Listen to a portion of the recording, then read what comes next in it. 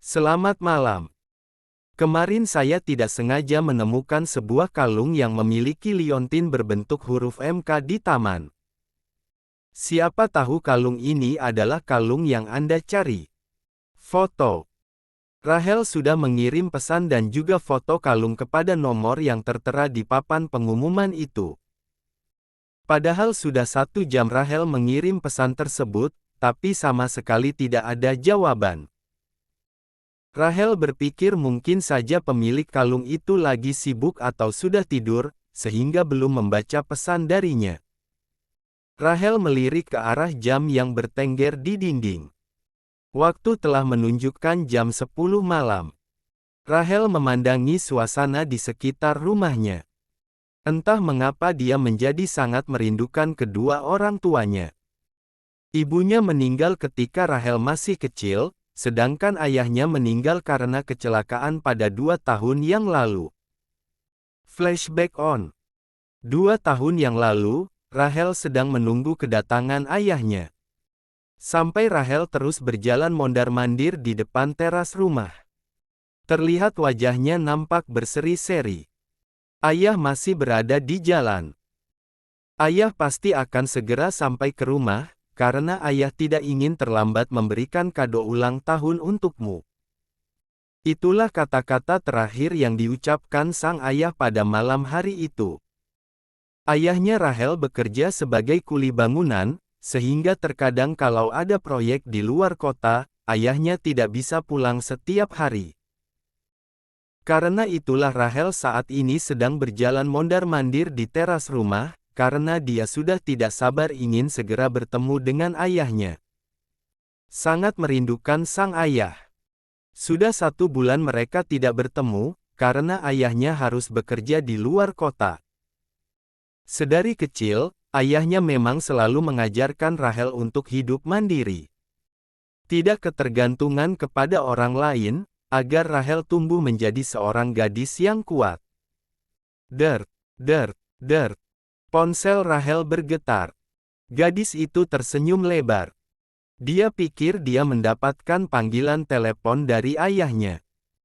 Tapi senyumannya memudar ketika menyadari rupanya dia mendapatkan panggilan telepon dari nomor asing. Rahel pun segera menerima panggilan telepon tersebut. Halo. Kami dari pihak kepolisian, ingin memberitahu Anda bahwa ayah Anda mengalami kecelakaan. Ayah Anda meninggal di tempat.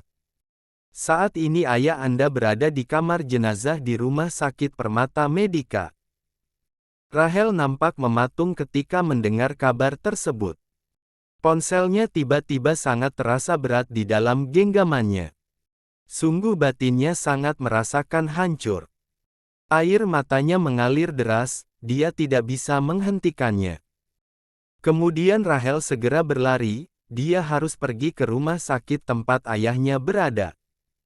Ayah. Arha, ayah.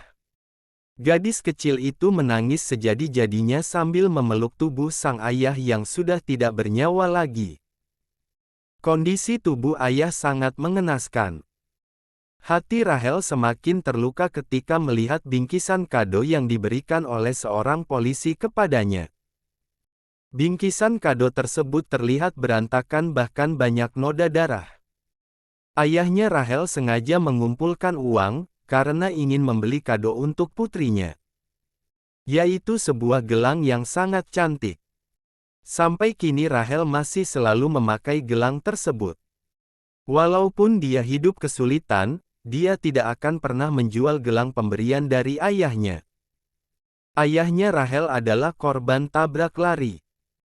Sampai kini polisi tidak menemukan siapa pelaku tabrak lari tersebut, mungkin karena jalan yang dilalui oleh ayahnya tidak terdapat CCTV. Flashback off. Walaupun Rahel adalah seorang gadis yang selalu ceria, tapi di hatinya menyimpan banyak luka.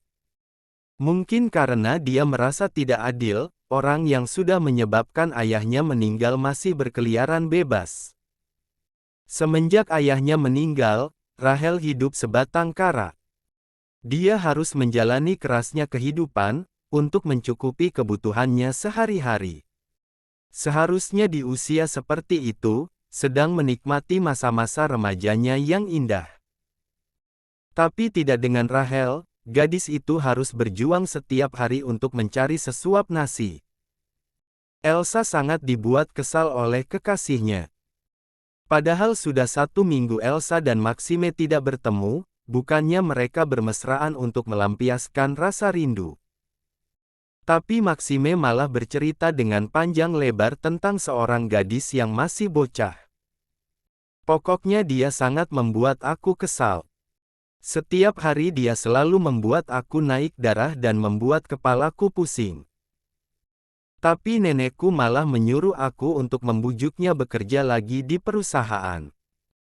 Elsa walaupun sebenarnya sangat merasa kesal karena Maxime terus membicarakan gadis yang sama sekali tidak dia ketahui namanya itu. Tapi dia mencoba untuk berpikir realistis. Maxime selalu diancam tidak mendapatkan warisan jika tidak menuruti perintah neneknya. Ya sudah, kamu ikuti saja keinginan nenekmu. Tapi sepertinya nenekmu sangat menyukai gadis itu. Elsa sangat merasa iri, gadis bocah itu bisa menarik simpati nenek Margareta. Nenekku sebenarnya orangnya sangat lembut. Mungkin dia hanya merasa kasihan kepada bocah itu. Jawab Maxime. Saat ini mereka sedang makan malam bersama di sebuah restoran bintang 5. Apa dia cantik? Cantikan aku apa dia? Tanya Elsa dengan nada cemburu. Tentu saja kamulah. Maxime terpaksa berbohong, untuk menghargai perasaan Elsa. Sebenarnya jika dipoles sedikit saja, Rachel akan jauh lebih cantik dari Elsa. Tapi secantik apapun seorang Rachel, di mata Maxime Rachel hanyalah seorang bocah. Bocah itu sangat tidak menarik untuknya. Elsa pun tersenyum lebar ketika mendengar jawaban dari Maxime. Dia sangat merasa lega jika gadis yang sedari tadi Maxime ceritakan tidak ada apa-apanya dibandingkan dengan dirinya. Apalagi Maxime bilang gadis itu masih bocah. Itu artinya Elsa tidak perlu menganggap bocah itu menjadi saingannya. Elsa, apa kamu yakin tidak ingin menerima lamaranku? Aku sama sekali tidak akan melarang kamu untuk menjadi seorang model. Aku akan tetap mendukung kamu. Maxime ingin mencoba sekali lagi untuk melamar Elsa. Siapa tahu Elsa berubah pikiran. Elsa terdiam sejenak. Dia terlihat sedang memikirkan sesuatu. Kemudian dia menjawab pertanyaan dari Maxime, aku belum siap untuk menikah. Aku sudah menjadi brand ambassador di beberapa brand, yang mengharuskan modelnya belum menikah. Aku harap kamu bisa memahaminya. Aku sangat mencintaimu, tapi aku belum siap untuk menikah dalam waktu dekat. Sebenarnya Maxime sangat kecewa dengan jawaban Elsa. Tapi dia mencoba untuk memahami keputusan kekasihnya itu. Baiklah, jika memang itu keinginan kamu. Aku tidak bisa memaksa kamu jika kamu belum siap. Dert. Ponsel Elsa bergetar, dia segera merogoh ponselnya di dalam tas. Dia nampak terkejut ketika mengetahui siapa yang mencoba untuk meneleponnya. Elsa pun segera berpamitan kepada Maxime, manajer menelpon aku. Aku harus mengangkatnya. Setelah selesai bertelepon dengan seseorang, Elsa sedang memandangi wajahnya di cermin kamar mandi yang berada di restoran. Mungkin karena dia teringat dengan Maxime yang melamarnya pada malam ini. Entah mengapa dia merasa takut dia akan goyah. Jangan sampai dia jatuh cinta beneran kepada pria itu. Kamu harus ingat tujuan awal kamu mendekati Maxime, Elsa. Kamu jangan pernah jatuh cinta kepada pria itu. Selama ini Elsa hanya ingin memanfaatkan Maxime sebagai ATM berjalan. Dan dia memiliki rencana tertentu terhadap Maxime. Elsa berusaha keras untuk tidak termakan dengan permainannya sendiri, jangan sampai dia jatuh cinta kepada Maxime. Dan dia sedang meyakinkan hatinya bahwa dia tidak akan pernah menyesal sudah menolak lamaran pria itu.